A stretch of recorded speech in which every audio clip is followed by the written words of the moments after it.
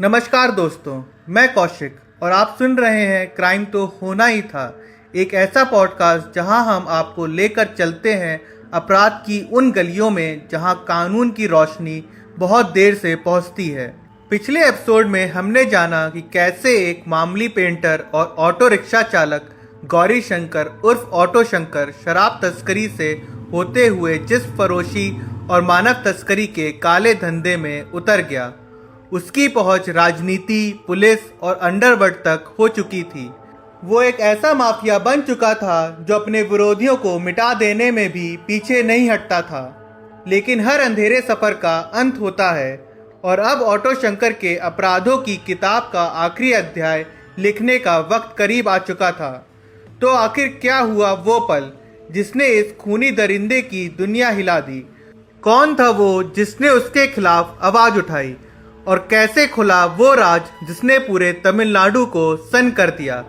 जानिए इस दिल दहला देने वाली कहानी का दूसरा और आखिरी हिस्सा सिर्फ क्राइम तो होना ही था पर। बने रहिए हमारे साथ क्योंकि आगे जो होगा वो आपके रोंगटे खड़े कर देगा।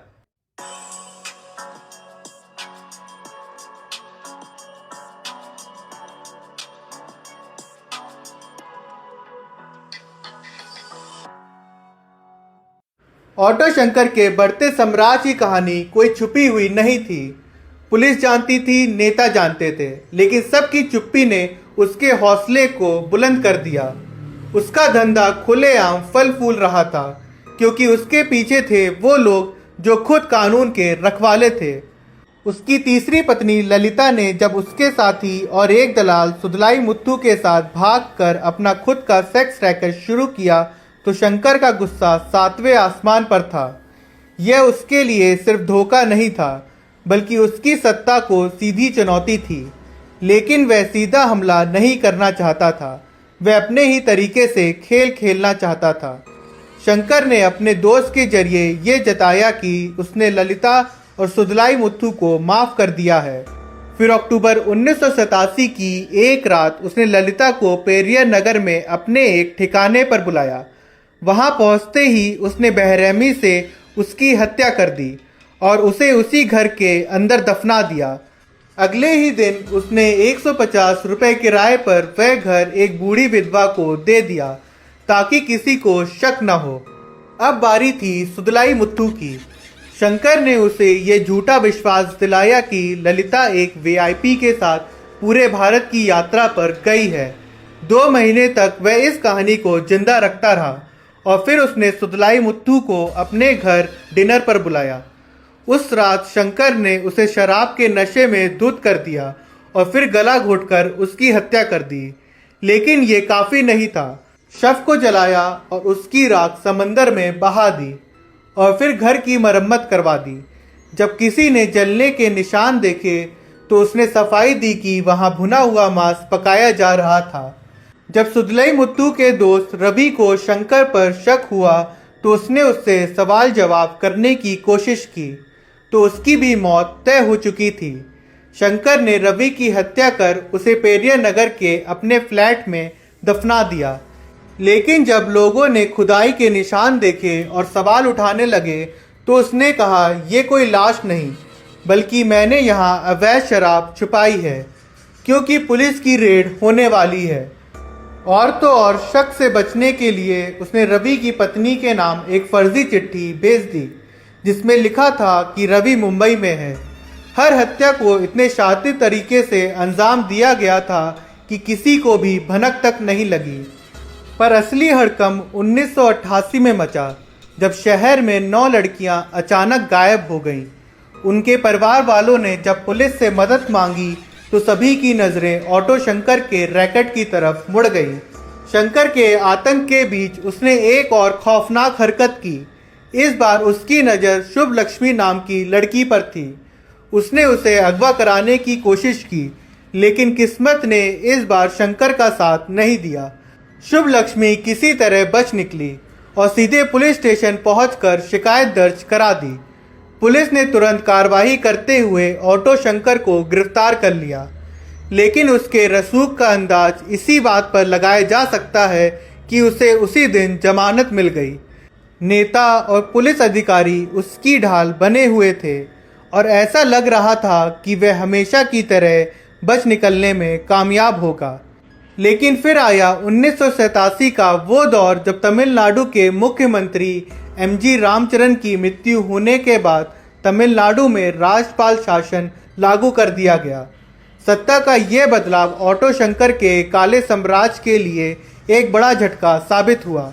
गायब हुई लड़कियों के परिजन सीधे तत्कालीन राज्यपाल के पास पहुंचे और इंसाफ की गुहार लगाई। इस बार ना तो नेता बचा सकते थे ना ही पुलिस अधिकारी। भारी दबाव के चलते पुलिस ने शंकर के गिरोह के अहम सदस्य एडलिन को गिरफ्तार कर लिया। जब शक्ति से पूछताछ हुई तो उसने सरकारी गवाह बनने का फैसला कर लिया और पुलिस के सामने ऑटो शंकर के पूरे गुनाहों का पर्दाफाश कर दिया। इसके बाद पुलिस ने ऑटो शंकर को दोबारा गिरफ्तार कर लिया और इस बार वह कानूनी गिरफ्त से बच नहीं सका। उसने अपने गुनाहों को कबूल कर लिया, लेकिन असली सनसनी तब फैली जब उसने उन लाशों का राज खोला जिन्हें वह अब तक मिट्टी में दबा चुका था। शंकर की निशानदेही पर पुलिस ने पेरियर नगर में खुदाई शुरू करी और जो निकला उसने पूरे शहर को हिलाकर रख दिया। वहां से 5 लाशें बरामद हुईं, जिन्हें न सिर्फ दफनाया गया था बल्कि कुछ को सीमेंट की दीवारों में चुनवा दिया गया था ताकि उनके वजूद का कोई निशान न बचे। गिरफ्तारी के बाद उसे मद्रास सेंट्रल जेल भेज दिया गया, पर शंकर कोई मामूली अपराधी नहीं था। उसकी पहुंच अभी भी पुलिस और नेताओं तक थी। 1990 में वह जेल से फरार हो गया। इस सनसनीखेज फरारी ने पुलिस स्टेशन में हलचल मचा दी। जांच में पता चला कि कुछ पुलिसकर्मी उसकी मदद कर रहे थे। नतीजा, कई अधिकारी सस्पेंड कर दिए गए, लेकिन किस्मत ज़्यादा दिन तक ऑटो शंकर का साथ नहीं दे सकी। तमिलनाडु पुलिस ने देश भर में उसकी तलाश शुरू करी और आखिरकार ओडिशा के राउरकेला में फिर से उसे गिरफ्तार कर लिया गया। इस बार उसे कड़ी सुरक्षा में जेल भेज दिया गया, जहां से भाग निकलना अब नामुमकिन था। इसके बाद 31 मई 1991 को कोर्ट ने ऑटो शंकर को 6 हत्याओं का दोषी करार देते हुए मौत की सजा सुनाई। सिर्फ शंकर को ही नहीं, उसके साथी एडलिन और शिवाजी को भी फांसी की सजा मिली। वहीं उसके भाई मोहन और गिरोह के 5 सदस्य जलवेयु, राजारमन, रवि, पलानी और परम शिवम को उम्र कैद की सजा सुनाई गई।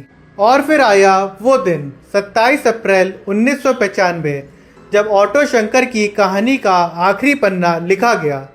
तमिलनाडु के सलेम सेंट्रल जेल में उसे फांसी दी गई। वो दरिंदा जिसने अपने गुनाहों से पूरे तमिलनाडु को खौफ में डुबा दिया था, आखिरकार अपने अंजाम तक पहुंच गया। ऑटो शंकर की कहानी सिर्फ एक अपराधी की दास्तान नहीं है, बल्कि उस सिस्टम की भी तस्वीर है जहां सत्ता, अपराध और भ्रष्टाचार मिलकर इंसानियत को रौंद देते हैं। लेकिन ये भी सच है कि जब इंसाफ का पहिया घूमता है तो सबसे शातिर अपराधी भी बच नहीं पाते। एक मामूली ऑटो ड्राइवर से शुरू हुई ये खूनी दास्तान तमिलनाडु के सबसे बड़े अपराधियों में से एक फांसी पर झूलने के साथ खत्म हो गई। उसने सोचा था कि उसका डर हमेशा कायम रहेगा, लेकिन उसके अंत ने साबित कर दिया कि अपराध का किला कितना भी मजबूत क्यों ना हो, एक ना एक दिन वो गिर ही जाता है। लेकिन दोस्तों, सवाल ये उठता है, क्या सिर्फ एक ऑटो शंकर के मरने से ऐसे अपराध खत्म हो गए, या फिर ऐसी कहानियां आज भी किसी अंधेरे कोने में जन्म ले रही हैं? आपके विचार हमारे लिए अहम हैं।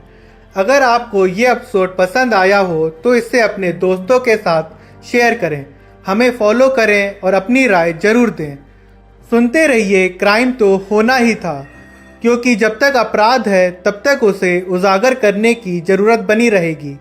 मैं कौशिक आपसे विदा लेता हूँ। मिलते हैं अगले एपिसोड में एक नई दिल दहला देने वाली कहानी के साथ। तब तक के लिए सुरक्षित रहिए, सतर्क रहिए।